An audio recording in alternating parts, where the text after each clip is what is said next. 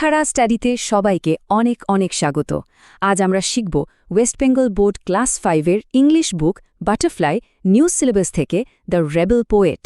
আজকের এই আলোচনায় আমরা কিন্তু শুধু বইয়ের পাতা থেকে মুখস্থ করার জন্য পড়ব না, বরং আমরা এমন একজন রক্তমাংসের মানুষের গল্প জানব যার কলম ছিল আক্ষরিক অর্থেই তলোয়ারের চেয়েও অনেক বেশি ধারালো।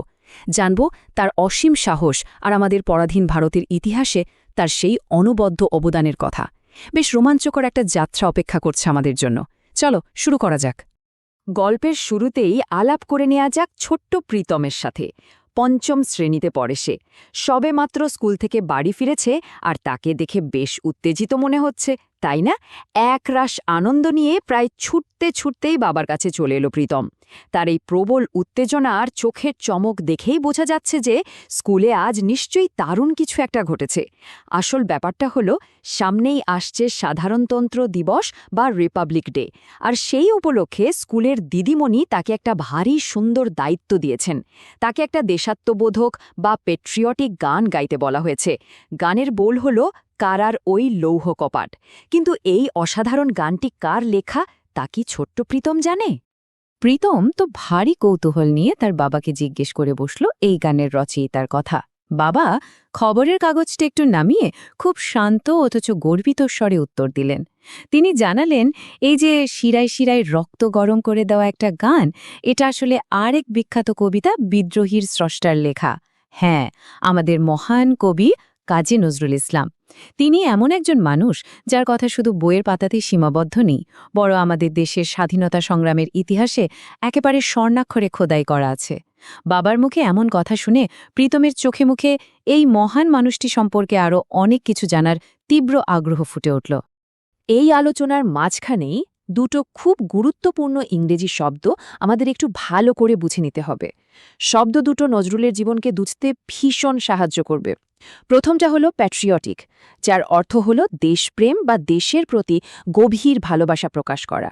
আর দ্বিতীয় শব্দটা হলো রেভলিউশনারি বা বিপ্লবী, যিনি অন্যায়ের বিরুদ্ধে একেবারে গর্জে ওঠেন বা বিদ্রোহ করেন। এই দুটি শব্দই কিন্তু কাজী নজরুল ইসলামের চরিত্রের একেবারে মূল ভিত্তি। কারণ তার লেখা শুধু দেশপ্রেমে ভরপুর ছিল তাই নয়, তা ভারতের যুব সমাজকে ব্রিটিশ শাসনের বিরুদ্ধে একজোট হয়ে বিপ্লব করতে এবং বুক চিটিয়ে সাহসের সাথে লড়াই করতে গভীরভাবে অনুপ্রাণিত করেছিল। এবার চলো আমরা কাজী নজরুল ইসলামের জীবনের শুরুর দিকটা একটু পিছিয়ে যাই। সময়টা 1899 সাল। অবিভক্ত বাংলার বর্ধমান জেলার আসানসোলের কাছে এক ছোট্ট শান্ত গ্রাম চুরুলিয়া। সেখানেই 24শে মে জন্মগ্রহণ করেন আমাদের এই প্রিয় কবি। ছোটবেলা থেকেই তার মন ভীষণভাবে টানত লোকনাট্য বা ফোক থিয়েটারের দিকে। আমাদের বাংলায় যাকে লেটো গান বলা হতো, সেখানে তিনি অভিনয় করতেন, গান গাইতেন। ভাবলে অবাক লাগে, একেবারে কম বয়সেই নিজের অসামান্য প্রতিভায় তিনি দাতা কর্ণ ও কবি কালিদাসের মতো অনেক লোকনাটক লিখে ফেলেছিলেন। এরপর আসে 1910 সাল। এই সময় নজরুলের পরিচয় হয় তার স্কুলের একজন অত্যন্ত বিপ্লবী শিক্ষক নিবারণ চন্দ্র ঘটকের সাথে। এই সাক্ষাৎ তার জীবনের মোড় পুরোপুরি ঘুরিয়ে দিয়েছিল এবং তার মনে দেশপ্রেমের বীজ বপন করেছিল। একজন মহান মানুষের চিন্তাধারা গড়ে ওঠার পেছনে আরও অনেক বড় মাপের মানুষের প্রভাব থাকে, তাই না? নজরুলের জীবনেও কিন্তু ঠিক সেটাই হয়েছিল। নিবারণচন্দ্র ঘটকের পর নজরুল যে নতুন স্কুলে ভর্তি হলেন, সেখানকার প্রধান শিক্ষক ছিলেন আরেকজন স্বনামধন্য কবি কুমুদ রঞ্জন মল্লিক। তার সান্নিধ্য নজরুলের কাব্যিক সত্তাকে আরও অনেক বেশি ধারালো করে তোলে। শুধু তাই নয়, কাজী নজরুল ইসলাম তার চিন্তাভাবনায় ভীষণভাবে প্রভাবিত ছিলেন বিশ্বকবি রবীন্দ্রনাথ ঠাকুরের সৃষ্টি দ্বারা। আর এর পাশাপাশি হাফেজ ও খাইয়ামের মতো সুদূর পারস্যের বিখ্যাত ফার্সি কবিদের দর্শন তার মনকে প্রবলভাবে ছুঁয়ে গিয়েছিল। এত বিচিত্র আর শক্তিশালী প্রভাব মিলেমিশেই তার কবিতার জগৎ এক অপূর্ব মাত্রা পেয়েছিল। বাবা আর প্রীতমের এই নিবিষ্ট কথাবার্তার মাঝেই সেখানে এলেন আঙ্কেল রহিম। তিনি কথায় যোগ দিয়ে এমন একটা রোমাঞ্চকর তথ্য জানালেন যা শুনলে চমকে যেতে হয়, জানলে অবাক হতে হয় যে নজরুল একসময় ব্রিটিশদের অধীনে সেনাবাহিনীতে যোগ দিয়েছিলেন। হ্যাঁ, একেবারে ঠিক। প্রথম বিশ্বযুদ্ধ বা ফার্স্ট ওয়ার্ল্ড ওয়ারের সময় তিনি ৪৯তম বেঙ্গল রেজিমেন্টে সৈনিক হিসেবে যোগ দেন। যুদ্ধক্ষেত্রে কাটানো এই সময়গুলো তাকে বাস্তব পরিস্থিতি সম্পর্কে অনেক কিছু শিখিয়েছিল। এরপর যুদ্ধ শেষ হলে ১৯২০ সালে সেই রেজিমেন্টটি ভেঙে দেওয়া হয়। তারপর নজরুল ফিরে আসেন তৎকালীন অবিভক্ত বাংলার রাজধানী কলকাতায়। তার জীবনের এই পর্যায়টা এক অন্যরকম যুদ্ধের প্রস্তুতি নিতে সাহায্য করেছিল। আঙ্কেল রহিমের এই কথার সূত্র ধরেই আমরা খুব দরকারি দুটো নতুন শব্দ জেনে নেব। আঙ্কেল রহিম বলছিলেন যে রেজিমেন্টটি ভেঙে দেওয়া হয়েছিল। ইংরেজিতে এর জন্য যে শব্দটি ব্যবহার করা হয় তা হল ডিসব্যান্ডেড, যার মানে ভেঙে দেওয়া বা বাতিল করে দেওয়া। এরপর আসে দ্বিতীয় শব্দটি রেবেল, যার মানে বিদ্রোহী, অর্থাৎ যিনি ক্ষমতার অহংকারে মত্ত কর্তৃপক্ষের বিরুদ্ধে লড়াই করেন। কলকাতায় ফিরে আসার পর ভারতীয়ত্বের চেতনায় উদ্বুদ্ধ নজরুল নিজের চোখে দেখলেন কিভাবে ব্রিটিশরা তার নিজের দেশবাসীর ওপর অক্ষ অত্যাচার চালাচ্ছে। এরপর থেকেই তার কলম হয়ে উঠল প্রতিবাদের ভাষা। তিনি কবিতা, প্রবন্ধ ও গানের মাধ্যমে তার সেই তীব্র প্রতিবাদ আছড়ে ফেললেন। তার এই আপোষহীন বিদ্রোহী সত্তায় তাকে চিরকালের জন্য রেবেল পোয়েট বা বিদ্রোহী কবি হিসেবে পরিচিতি দেয়। নজরুলের এই অদম্য সত্তায় তাকে ভারতের বিদ্রোহী কবি বা the rebel poet of India হিসেবে প্রতিষ্ঠিত করেছিল। তার লেখাগুলো তো শুধু ছন্দ মেলানোর শব্দ ছিল না, তার কাণ্ডারি হুঁশিয়ার বা খেয়াপাড়ের তরণ্যের মতো কবিতাগুলো ছিল আক্ষরিক অর্থেই আগুনের ফুলকি। তখনকার দিনে অত্যাচারিত ভারতীয়রা যখন ব্রিটিশ শাসনের বিরুদ্ধে জেগে উঠছিল, নজরুলের এই লেখনীগুলো তাদের বুকের সাহস জোগাছিল।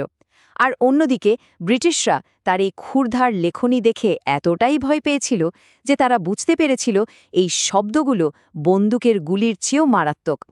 তারা প্রমাদ গুনছিল যে নজরুলের লেখা ভারতীয় স্বাধীনতা সংগ্রামীদের আরও বেশি করে খেপিয়ে তুলবে এবং এক বিরাট গণবিপ্লবে উদ্বুদ্ধ করবে। ব্রিটিশদের এই প্রবল ভয় আর তাদের প্রতিক্রিয়া বোঝার জন্য আমাদের আরও ৩টি গুরুত্বপূর্ণ শব্দ জানতে হবে। প্রথমটি হল ইনস্টিগেট, যার মানে হল কাউকে কোনো কাজ করতে প্ররোচিত করা বা প্রবল উৎসাহ দেয়া। নজরুলের কবিতা ঠিক এই কাজটাই করছিল, মানুষকে স্বাধীনতার জন্য লড়তে উদ্বুদ্ধ করছিল। এর ফলে ব্রিটিশ সরকার হয়ে পড়েছিল অত্যন্ত পারটার্বড, যার মানে গভীরভাবে উদ্বিগ্ন বা চিন্তিত। আর এই ভয় আর চিন্তা থেকেই তারা একটা চরম পদক্ষেপ নিল। তারা করল রেইড, অর্থাৎ পুলিশ দিয়ে হঠাৎ আক্রমণ বা তল্লাশি করা। নজরুলকে যে কোনো মূল্যে থামাতে ব্রিটিশ পুলিশ এই রেইডের পথ বেছে নিয়েছিল। চারপাশের পরিস্থিতি ক্রমশই একটা দমবন্ধ করা উত্তপ্ত রূপ নিচ্ছিল। ঘটনা প্রবাহ এবার ১৯২২ সালের দিকে মোড় নেয়। দেশবাসীকে আরও তীব্রভাবে জাগিয়ে তুলতে নজরুল প্রকাশ করেন তার নিজস্ব একটি পত্রিকা, নাম দিলেন ধূমকেতু। নামটা শুনলে কেমন গায়ে কাটা দেয়, তাই না? নামটাই যেন বুঝিয়ে দিচ্ছিল যে তিনি আকাশে এক জ্বলন্ত উল্কার মতো ব্রিটিশদের বুকে আছড়ে পড়বেন। এই পত্রিকাতেই প্রকাশিত হয় তার বিখ্যাত এবং অত্যন্ত শক্তিশালী কবিতা আনন্দময়ীর আগমনে। এই কবিতায় দেশের পরাধীনতার যন্ত্রণা আর স্বাধীনতার দাবি এতটাই প্রবল আর নির্ভীক ছিল যে তা ব্রিটিশদের ভিত নাড়িয়ে দেয়। ফলশ্রুতি ব্রিটিশ পুলিশ ধূমকেতু অফিসে রেড করে এবং নজরুলকে কুমিল্লা থেকে গ্রেফতার করে। একবার ভেবে দেখো, শুধুমাত্র একটা কবিতা, কয়েকটা শব্দ একটা গোটা শক্তিশালী সাম্রাজ্যকে কতটা ভয় পাইয়ে দিতে পারে। গ্রেপ্তারের পর নজরুলের জীবনের গল্প আরও করুণ, কিন্তু একই সাথে এক ইস্পাত কঠিন দৃঢ়তার রূপ নেয়। কুমিল্লার পর তাকে সরিয়ে নিয়ে যাওয়া হয় হুগলি জেলে। কিন্তু জেলে বন্দী করেও কি তার বিদ্রোহের আগুন নেভানো গিয়েছিল? একেবারেই না। জেলের ভেতর সাধারণ কয়েদিদের উপর ব্রিটিশদের অমানবিক অত্যাচার ও অন্যায়ের প্রতিবাদে তিনি শুরু করেন অনশন বা ফাস্টিং। এটা সাধারণ কোনো প্রতিবাদ ছিল না। একদিন দুদিন নয়, টানা ১ মাসেরও বেশি সময় ধরে কিছুই না খেয়ে অনশন চালিয়ে গিয়েছিলেন তিনি।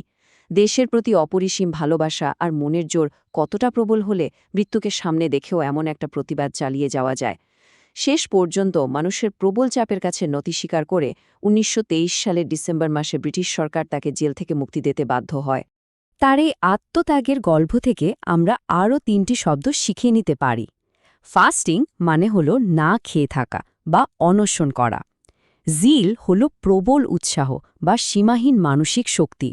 আর প্যাশন মানে হল গভীর ভালোবাসা ও অনুরাগ।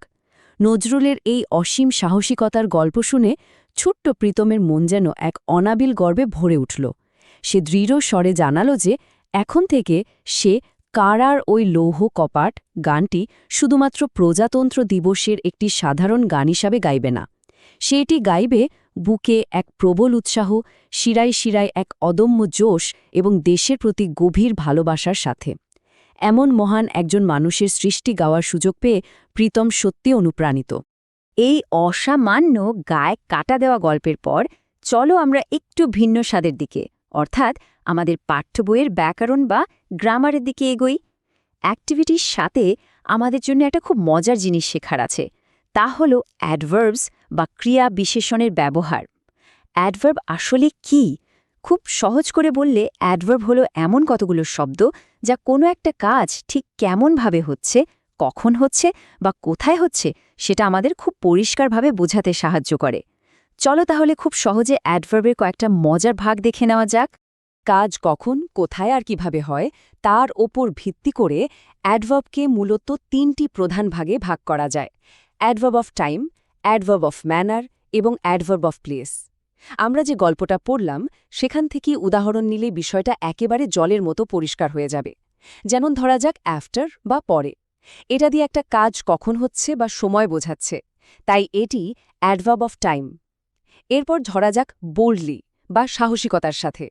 নজরুল সাহসিকতার সাথে লয়েছিলেন, এটা বোঝাচ্ছে কাজটা ঠিক কিভাবে হয়েছে, তাই এটি অ্যাডভার্ব অফ ম্যানার। আর দেয়ার বা সেখানে, যা দিয়ে কোনো একটা জায়গা বোঝানো হয়, তাই এটি অ্যাডভার্ব অফ প্লেস। এই গ্রামারের ছোট ছোট নিয়মগুলোই আমাদের বলা বা লেখা ভাষাকে আরও অনেক বেশি স্পষ্ট আর সুন্দর করে তোলে। অ্যাডভার্বের পর আমরা এবার শিখব লিঙ্কার্স সম্পর্কে। লিঙ্কার্স নামটার মধ্যেই কিন্তু এর আসল কাজ লুকিয়ে আছে। লিঙ্কার্স হচ্ছে সেই সব শব্দ যারা দুটো আলাদা অংশকে বা বাক্যকে একসাথে জুড়ে দেয় বা লিঙ্ক করে, ঠিক যেমন একটা শেকল বা চেনের একটার সাথে আরেকটা অংশ বাঁধা থাকে। কোনো কাজ যখন আমরা ধাপে ধাপে করি তখন সেই ধাপগুলোকে পরপর সাজাতে আমরা এই লিঙ্কার্সগুলো ব্যবহার করে থাকি। চলো একটা সুন্দর মাটির পাত্রকে কিভাবে ধাপে ধাপে রং করতে হয় সেই মজার উদাহরণটা দিয়ে এই লিঙ্কার্সের ধারণাটা একেবারে পরিষ্কার করে নিই। কোনো কিছু তৈরি করার কয়েকটা নির্দিষ্ট ধাপ বা স্টেপস থাকে, তাই না? প্রথম ধাপে at first a pot is bought, মানে একদম শুরুতে একটি পাত্র কেনা হলো। তারপর then it is washed and dried, তারপর সেটাকে ভালোভাবে ধুয়ে রোদে শুকিয়ে নেওয়া হলো। এরপর নেক্সট ইট ইজ পেইন্টেড, এবার সুন্দর করে ওটাতে রং করা হলো। আর একদম শেষে at last polish is applied, সবশেষে এর উপর পলিশ লাগানো হলো যাতে রংটা আরও চকচক করে। লক্ষ্য করে দেখো, এখানে অ্যাট ফার্স্ট, দেন, নেক্সট আর অ্যাট লাস্ট এই শব্দগুলোই হলো লিঙ্কার্স। এরা পুরো কাজটার আলাদা আলাদা ধাপগুলোকে একটা সুন্দর গল্পের মতো এক সুতোয় বেঁধে ফেলেছে। আমাদের আজকের এই ঐতিহাসিক আর শিক্ষণীয় যাত্রা এবার একদম শেষ পর্যায়ে চলে এসেছে। এই যে ছোট্ট প্রীতম, তার বাবা এবং আঙ্কেল রহিম, এরা সবাই মিলে আমাদের সামনে যেন কাজী নজরুল ইসলামের সেই অমর বার্তায় তুলে ধরেছেন। বিদ্রোহী কবি আমাদের শিখিয়েছিলেন, হাজার বাধা আসুক, যত কষ্টই হোক, অন্যায়ের বিরুদ্ধে সবসময় শিরদাঁড়া সোজা করে রুখে দাঁড়াতে হবে। তার আগুনঝরা কবিতা আর গানের মতোই আমরাও বুকে অসীম সাহস নিয়ে একদিন জোর গলায় বলতে পারব, উই শ্যাল ওভারকাম সামডে, বা আমরা করব জয় একদিন। এই কথাটার মধ্যে লুকিয়ে আছে অফুরন্ত আশা, গভীর বিশ্বাস আর না হারার জেদ। কাজী নজরুল ইসলাম শতকষ্টের মাঝেও নিজের মাথা নোয়াননি, তাই তার এই তেজস্বী জীবন থেকে আজকের দিনেও আমাদের অনেক অনেক কিছু শেখার আছে। আজকের এই আলোচনা থেকে আমরা একজন মহান স্বাধীনতা সংগ্রামী আর কবির জীবনের অনেক অজানা অধ্যায় জানলাম, আর পাশাপাশি ইংরেজি গ্রামারের বেশ কিছু মজার বিষয়ও শিখলাম। আশা করছি পুরো উপস্থাপনাটি বেশ ভালো লেগেছে। এই ধরনের আরও চমৎকার, শিক্ষণীয় ও মজাদার উপস্থাপনা পেতে অবশ্যই কন্টেন্টটিতে একটি লাইক দিন, সবার সাথে প্রচুর শেয়ার করুন এবং আমাদের আখাড়া স্টাডি ইউটিউব চ্যানেলটি এক্ষুনি সাবস্ক্রাইব করে নিন। নতুন নতুন বিষয় শিখতে আর জানতে সবসময় আমাদের সাথেই থাকবেন। আজকের মতো এখানেই শেষ করছি। সবাইকে অসংখ্য ধন্যবাদ।